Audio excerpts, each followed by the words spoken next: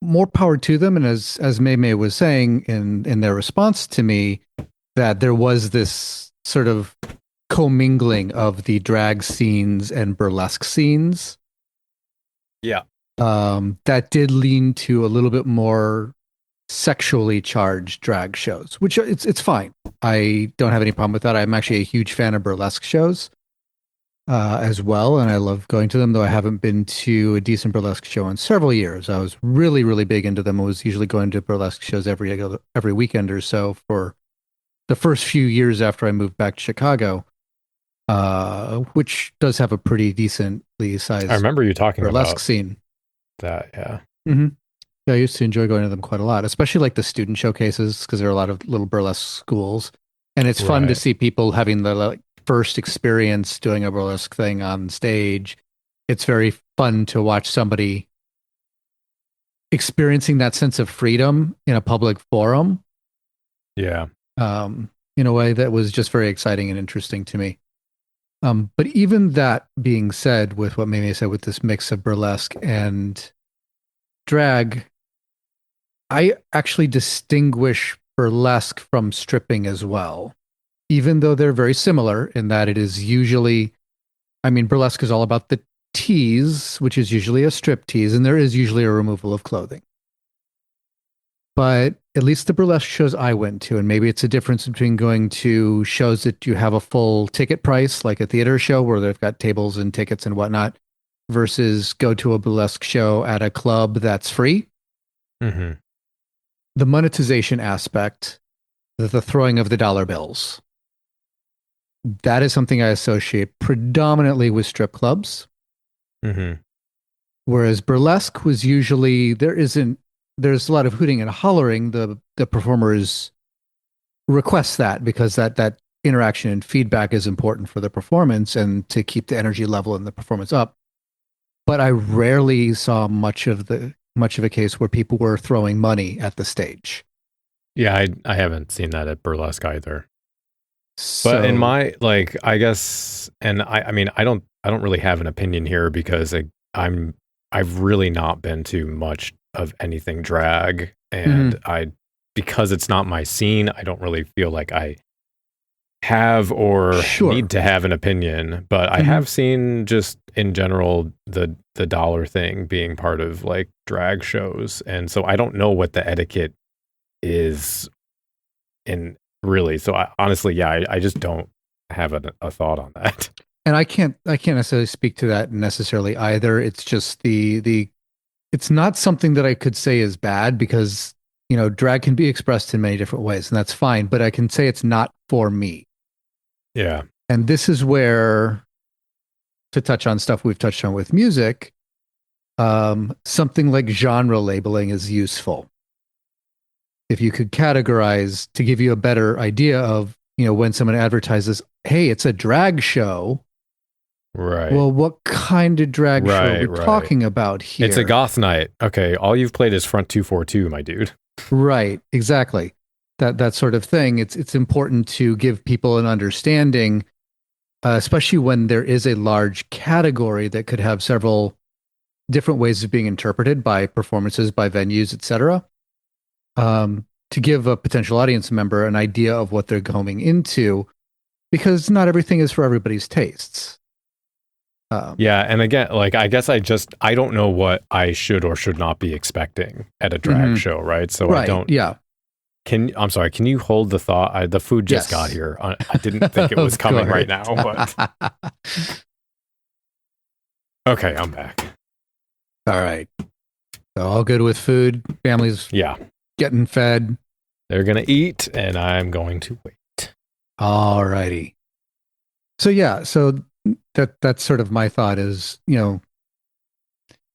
the idea of drag is a very big umbrella of performance categories and can have lots of differences. But not everybody's tastes are going to run to all of them, but there could be drag for you out there. But it would be nice if there was a little bit more definition about, what the expectation is. And maybe it's just I need to go to drag performances with an official cover, right? That have, a ticket price, more of the theatrical, like the burlesque shows I was going to. And maybe those would have less chance of having the the dollar edition, because in theory, if you go to a performance where you're paying actual ticket prices, $20, $30, $40, whatever, depending on the class of the venue, the performer themselves is being given a cut from that they could potentially make a living off of. Yeah. Yeah, to that point, I would like to know what the actual, we should have asked, but I would like to know what's expected, because if I was going to an event and I didn't know, I would feel awkward or left out if I didn't have money, or if I could decide beforehand, like, oh, maybe that's not my thing. I don't have a lot of money, even if it's, how many singles do I need? When do I it's that's my autism maybe, but I would I kind of want to know what to expect in general when I go out to places. Yeah. Just so I can sort of fit the social norm, or know if I'm going to be comfortable or how uncomfortable will I be, that kind of thing. Yeah, I'm a little bit more willing to be awkward than you are out in public. Yeah. So I don't necessarily have an issue. I'm working on it. And you're doing a good job, but it took me many, many years, and you've got several more years before you've caught up with me age-wise exclusively. So, or just going out wise. Yeah. True. I've definitely forced myself to go out for many, many years alone and otherwise. And there's a bit of a crucible there of becoming used to it. Yeah. But yeah, I'm used to going to something like that. And I just, by my preference, I like supporting artists, but I don't like supporting artists by throwing dollar bills onto a stage or trying to stuff them into a garter belt. That's not the way I want to engage with an artist. I'd much rather pay a larger fee up front, or if they're selling merch, buy merch. I think, because obviously everyone's different. What kind of performance art you like is different. I also am not just as much into interactive art stuff. So for me, even going to Rocky Horror Picture Show, or I was looking at it was something Cirque. It was like a horror. Was it Freak something? It was like a Cirque du Soleil, but it was horror themed and weird kind of creepy stuff. And I was like, oh, that looks really cool. And then I watched some video of it, and it looks like they do a lot of audience participation stuff. And I just don't feel super comfortable with that. So that was, for me, I was like, oh, okay, well, I know that's just not really for me, kind of thing. Yeah, same. I mean, I kind of like the, for the model of supporting the artist where you're not paying a cover and they're asking for money. I kind of like the Ren Fair model personally, where they do their performance. There's, maybe some minimal interaction. Obviously, some of the performers do like to pick on some audience members. Yeah. So if you look like depends on the performance. I kind of avoid those ones usually. Yeah. I just generally don't get picked because I don't look like I would be off-put by. Well, the fun is that the person is awkward. They want someone who looks like they'll play along, but looks like they may be a little awkward playing along too. So I've never seen someone at a Ren Fair pick someone who's in full garb. It's always someone in regular street clothes. Right. Who'll go up there because they feel like they're going to be, one, they might not know what they're doing, so they'll make more mistakes, which is part of the fun. And two, they might feel a little awkward with some of the interactions that are kind of normal interactions among Rennies, but not necessarily among the general populace. So I find there's a degree of being able to shelter yourself by dressing the part that you're not going to be if you look like you as belong much there. Right. You look like then you'll be less fun to see. There's also the watch it. Yeah. There's also the volunteer versus voluntold peer pressure thing. Yeah. I don't like the peer pressure thing. Yeah. I don't either. I'm perfectly capable and willing to say no, but if I don't have to be put in that position in the first place, I'm even happier.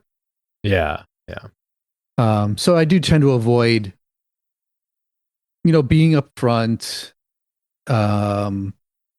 dressing in a way that might make me stand out, that sort of thing. And I've never really had an issue with being picked on so much. So that's fine. And usually those performances, it's minor. It's not like they're picking on everybody. There's not a mass association. But to go back to why I like the Ren Fair model, less from the audience interaction one, but they're not asking for you to give them, they're asking for audience participation in that they want you to cheer, laugh, be loud, have that interaction that way, but they're not asking for you to give them money or things until the very end. And then at the end, they usually do give an entire spiel giving you the etiquette and parameters around what their expectations are. You know, this is what I'd like you to get. I'm going to be passing the thing around. If you can afford it, great. If you can't, that's fine. If you don't want to just give money, I do have merch as well. You can buy this or that, or they give you all these options.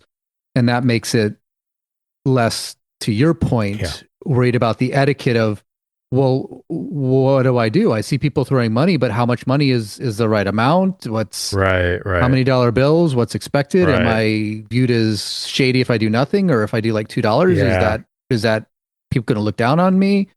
I mean, I'd say 99% of the time nobody notices or cares what any individual is doing in the crowd, but we all have the spotlight effect. We all believe that everybody's watching our every move. So especially if you're prone to any form of anxiety, social anxiety or otherwise, that's going to be a major off-putting factor. Yeah, like when I go to church, if I get the offering bucket, I know I'm supposed to put 20% tithe of my pre-tax paycheck, and then there we go. I know the rules. Yep, I know I should just pass it right along, and I should stand up during communion, let everybody pass, and then sit back down again. How often did you go to church? For the most part, like I think I said during the thing, I didn't say it during the thing. This was at Nocturna when we were talking outside with Jelly. I was a creaster for the most part. So we would regularly go to church on Christmas and Easter. Oh, that's right. Yeah. So we would show up at church on Christmas. We'd show up at church on Easter. That was generally my family's habit. If we were, back before we were living in Chicago, when we would come out to visit my grandparents, who were the more religious, they're my father's side, which is the Irish Catholic side. If we were visiting them, staying with them for a week or more, we'd usually go to church on Sunday with them. But that would be the only regular Sunday church attendance. I actually went to church the most just post-college when my ex-wife was in college, because down in SIU, that's when my ex-wife and I did join the choir at the Catholic Church, because I'd met the vocal instructor at SIU, who was also the choir director at one of the local Catholic churches. And he invited me to join because he thought I had a good voice. So I did join. I remember that. Yeah. So I did join, had a really good time. And thus I attended, mass every Sunday because I was singing in the choir. It was the specific music mass, because they'd have different masses. They didn't all have the full choir. So I was on that mass. We were kind of talking about deconstruction or deconversion, or we were going to at least. Sure. Did you have a time in your life where you took a long look at, what do I believe, or you had to change your beliefs or anything like that? Because I know I don't think you were ever very religious. No. So I never had a true deconversion moment, mostly because the atmosphere I was in growing up, the family I was within was not this devoutly Christian or devoutly any religious family. I didn't actually realize how irreligious, especially my father, was until after my grandmother passed. And that one little goad to go to church kind of fell away. Because even the Creaster thing has fallen away. I haven't been to church at Christmas and Easter for the last several years either, with family or otherwise, even though some of my extended family do go, but we just show up at the family events without going to a church function beforehand. But as far as any sort of semi-deconversion, I don't know. I never really gravitated to the whole religious idea. And a lot of that, it was just not being indoctrinated in it. I went to church. It was kind of boring as a kid, and it was never really presented to me as something serious and important that I needed to revere and it was something I needed to go and be respectful because of other people. So I had to dress relatively nicely and sit quietly and follow instructions. Mm-hmm. Yeah. But I wasn't told I need to believe these things. This is an important creed. This is an important part of my life that would affect the state of my eternal soul or anything like that. That was never. Not from the pulpit even? I mean, or you just weren't listening? It only mattered what happened from my actual immediate group. I didn't have enough of an interaction with the pulpit. The pulpit was just some stranger up there talking a bunch of stuff that I didn't really fully understand, especially when I was younger. Right. So early on, when I was a kid and up through more or less through all of high school, I was not well versed. I knew of religion. I knew the basic ideas behind the story of Jesus and creation and all that stuff from the Bible. But it was very much the beginner's guide to biblical studies. Nothing more than that. It wasn't until college when I started to get into more philosophy and I started to develop an interest in comparative religion just personally that I started reading. I initially started reading atheist books because, late high school, early college, edgelord and all that. Yeah. But I also decided if I'm going to be reading all these atheist books, I should read apologists too. I want to see both sides. I want to get an idea of what the atheists are railing against because my lived experience wasn't this traumatic church imposing these things on my life. It was just this thing that I did twice a year that was kind of tedious, though it had some fun songs. That was the only impression I had of overarching religion. And also being a cis white male, I wasn't a target of religious oppression to any degree. Mm-hmm. The closest I would come to any of that, and this again would have only been an issue if my family was hyper religious, was what slight interest I had in tabletop role playing in high school, gaming, and then what then became an interest in goth once I discovered that. These things could potentially be red flags for a religious family, but because my family wasn't particularly religious, they just found it kind of interesting and were just interested in what I was doing. And, I had a decent relationship with my parents, so it wasn't like there was any suspicion that I was doing things dangerous on the side. I was generally an easy, good kid. They didn't have any problems with me. So they trusted that if I was getting into something, if something strange or dangerous would happen, I would let them know. So they didn't really worry or hound me about, well, what are you doing? What is this weird stuff? What are these weird things you're getting into? They're like, oh, no, this is kind of fun and interesting. You want to, what do you want for Christmas that might be good for this? So I just didn't have that trauma aspect that made a deconversion concept necessary. But that was kind of my, I guess, lifelong journey between being just kind of a-religious to being to some degree atheistic. So I consider myself more of an agnostic, but an atheist from a Christian standpoint. I just can't say all of the potential gods and powers that could exist in the world are definitely false, but I can say with pretty good confidence that I don't think the Christian God, at least as portrayed, this all-knowing, all-powerful, all-good being that is interventionist and watches every one of us strictly and is judging us constantly, doesn't seem to fly with how I've experienced the world. Yeah. I had to sort of start deconstructing or thinking about kind of the hateful beliefs that I had internalized before I even started thinking about the religious part of it. Yeah. Like, the internalized homophobia, or even like thinking like premarital sex is okay, like really basic stuff.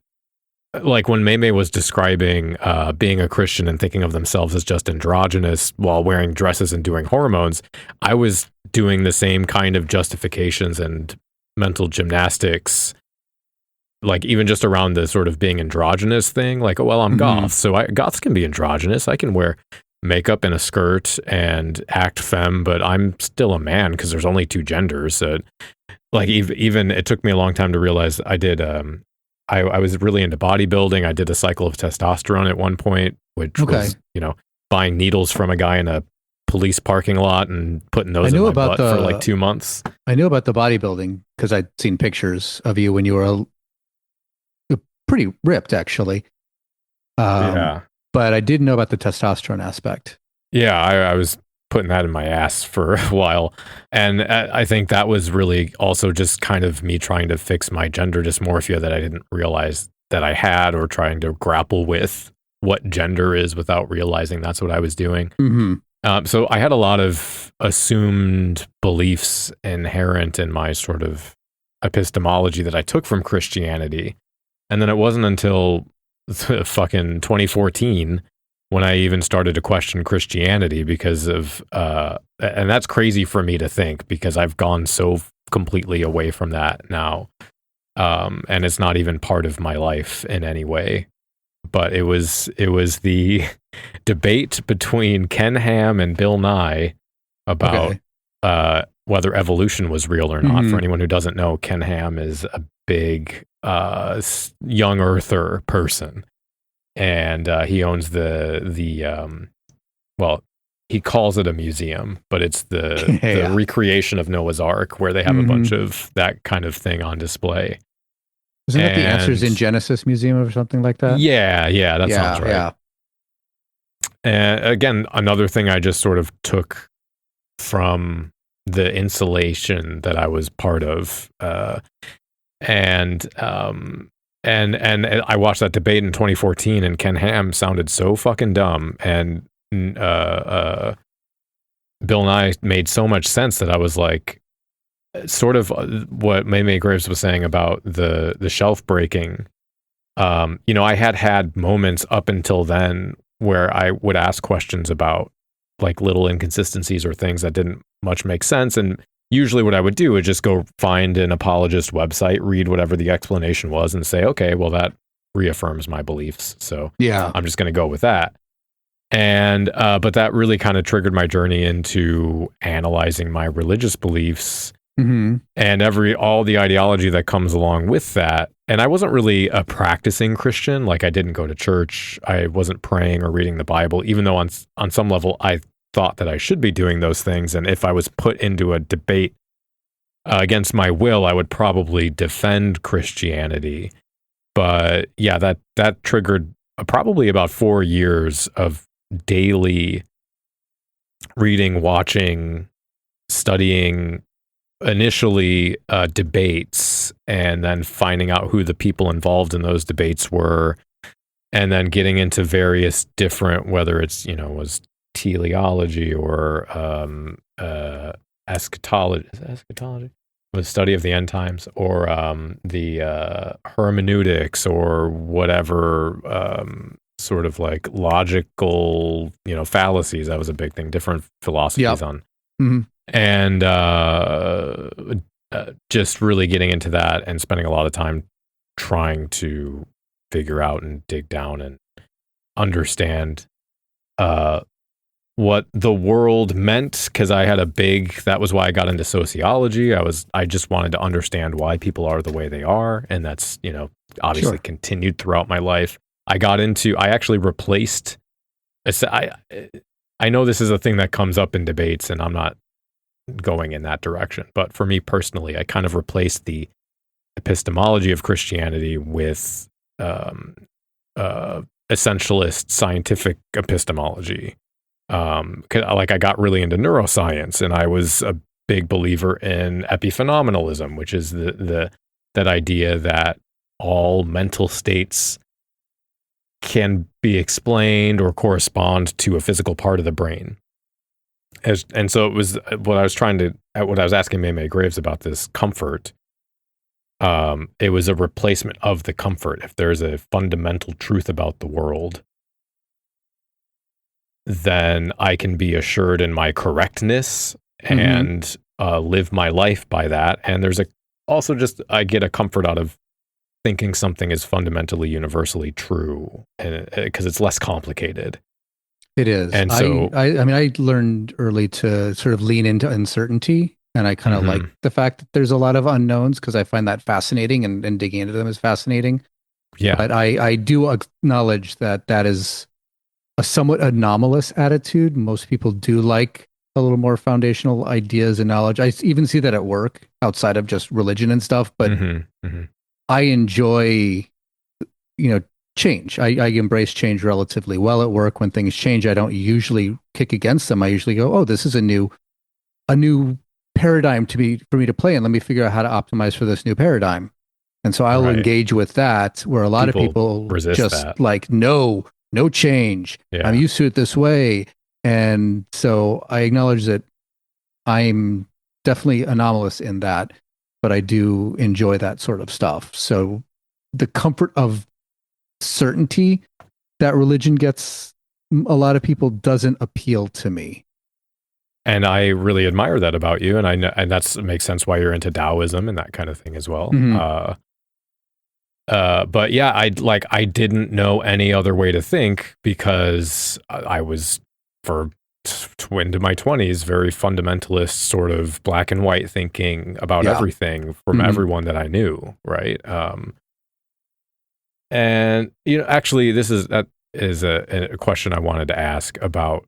We can get into that a little bit about debates, because for me that was very influential around.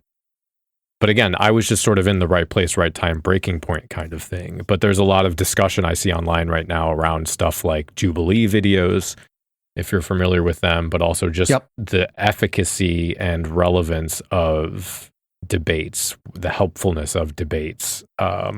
What's your feeling on that, whether or not they're beneficial?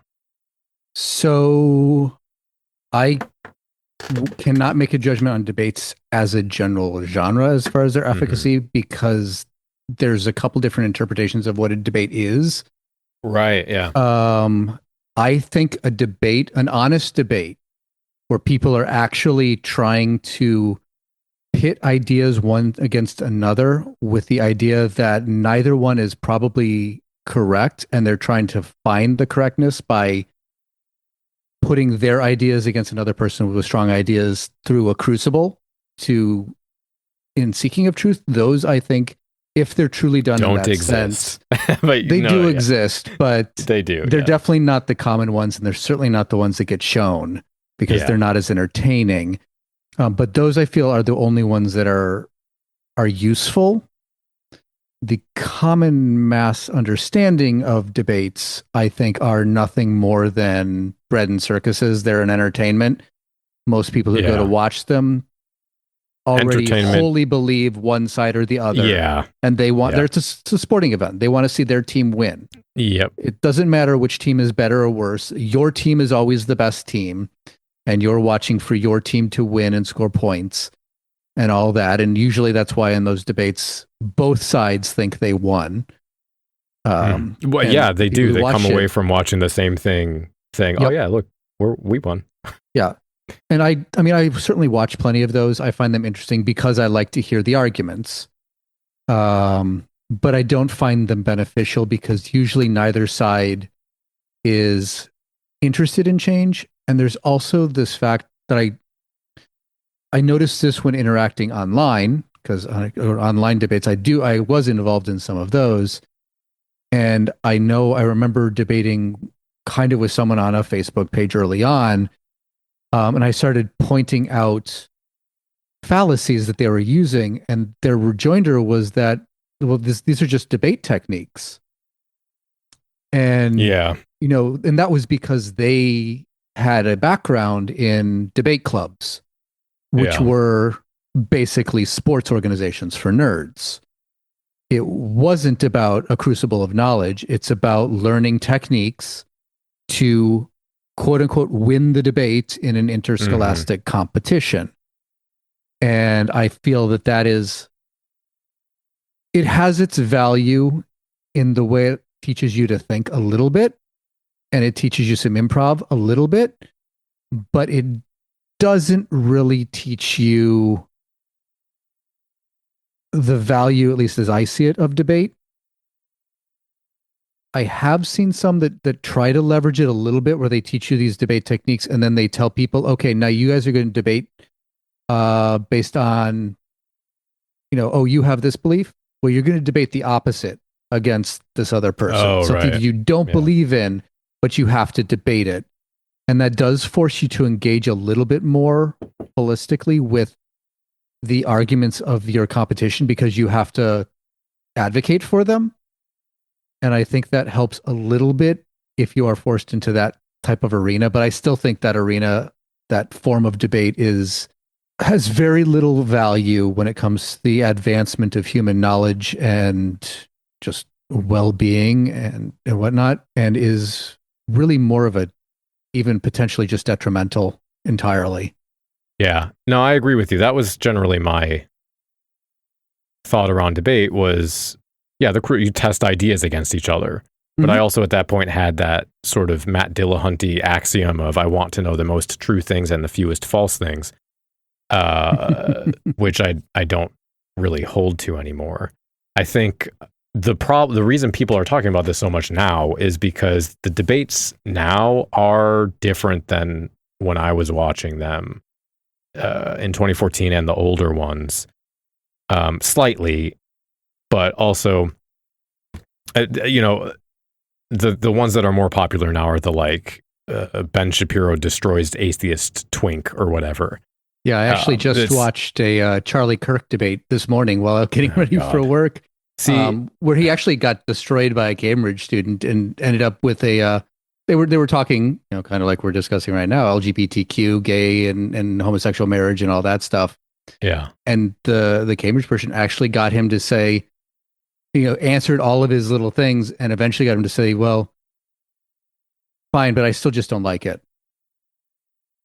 He conceded all the way down to that when he had an answer to every little biblical attempt he made. Basically, I will not change my mind. Yeah, he basically, I don't care. It's icky to me, and that's my standpoint that I'm starting from. And all this stuff about universal moral rights and the biblical, universal morals are just a screen that I'm using because I have this fundamental belief that I don't want to change, and it makes me uncomfortable to see things that don't do that. So I just cherry pick the stuff in the Bible that supports my thing and use that to browbeat others into. And see, this is the thing, and that won't change any opinion of the people that like him, because of I like the way that these things are framed and the way this stuff is talked about is just a ideology machine behind. It's like entertainment disguised as intellectual activity. Yeah, there's an argument that there are people on the fence who might be swayed one way or the other by these, but I think those people aren't watching these things. In the minority, yeah. Yeah. Well, and the problem with that is you're like the issue with Jubilee or Charlie Kirk or whatever, is you are then platforming harmful, stupid, hateful rhetoric. Like it's the neoliberal marketplace of ideas where every idea is worth being debated. Like it's not worth debating if the earth is flat. All you're doing is exposing more people to stupid arguments, or whether queer people should exist, or it's like you're oftentimes more often legitimizing and spreading inherently harmful ideas. Right. But the other side of that is it's this idea of like the debate is about trying to prove your opponent stupid or get a soundbite in instead of actually examining or changing your mind. Like you're not steel manning, you're trying to present the dumbest version of a belief to make you look favorable, or get a catchphrase out there or whatever. It's this to really drill down to it. It's a me versus you instead of us versus the problem, which is I think why like your idea of what a debate should be is what most people would say like a discussion is, where you're both coming into it with the openness to maybe change your mind, which again isn't really like thing that happens very often. I don't think most people will build their behavior around some intellectualized logic framework or like first principles or something. It's behaviors are more directly shaped by circumstance, just in the moment decisions, action informed by like actions of people around them, or maybe the groups you're affiliated with, and what you've been told that way, rather than like trying to find logical inconsistencies or some hierarchy of ethics or something. Because, and again, partly, which I've mentioned before, is I think a lot of people are just emotionally and mentally burned out. And again, like I said, when I watched that debate in 2014, I was open to being convinced that evolution was real, right? Which is insane to say out loud. But, right. And then it took me 3 or 4 years of daily, like, it was so ingrained in my understanding of myself and the world that it was a very long process. And people are in this like overpriced, overworked, underpaid environment. Who has the time to do that? If what you believe works well enough, like why examine why you feel a sense of superiority saying that brown people should be deported from the country? Like, why everyone else around you thinks you're correct and there's good enough evidence. Like, why would you spend the enormous amount of time and energy trying to figure that out when you don't have it in the first place? Yeah.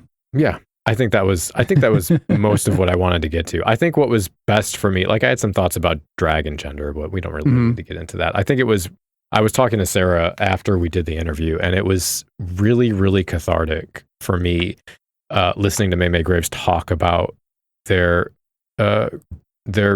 evangelical Christian experience, even though it was slightly different than mine. Yeah. And something that I would have loved to talk about more, just because I don't run into people like that very often. I think probably because of the extremity of the situation I was in, not to the point where it was like a cult, where you can sort of, once you get perspective on it, it's like, oh, wow, that's really fucking crazy. Yeah. But far enough over there where, and a long enough exposure to like brainwashing and being encapsulated in this belief system in your social environments, that I don't run into many people in the circles I'm in that were in that extreme of a situation believed it fervently. Like, I have run into people that were in those situations, but were like, oh no, this is fucking bullshit. I can tell this is bullshit and it's hateful. And I left as soon as I could. I didn't have that experience. As ashamed as I am of that, like I didn't. I was on board for all of it. I even, like, early in high school, I even got really into Alex Jones. It was the more fun Alex Jones than the one we have now, to be fair. The Bohemian Grove Alex Jones. But that's sort of like clandestine, secret truths about the world, sort of hidden knowledge, like kind of thing.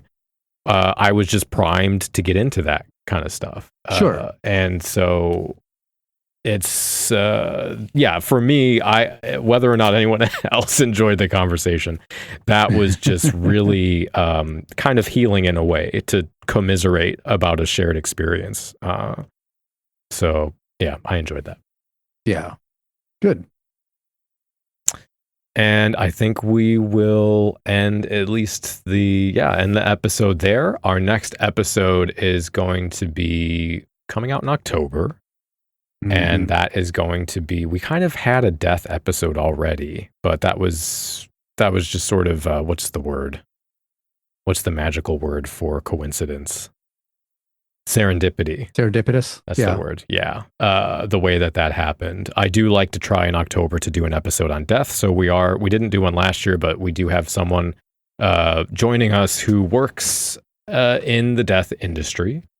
And so we're going to be talking about and maybe more of the emotional, spiritual side of that kind of thing. We'll be exploring a panoply of concepts around death and dying as well. Okay. So I think that will be an interesting episode. So cue your existential crises. Yeah. And it makes sense for fall. I know obviously Halloween has those themes, but fall is a very visual signal that things die. Yeah. So we'll be doing that. If you would like, you can support the podcast over at patreon.com/cemeteryconfessions. We appreciate deeply everyone who supports us over there. But that's it for us for this episode. So thank you for listening, and until next time, stay dark. Stay dark.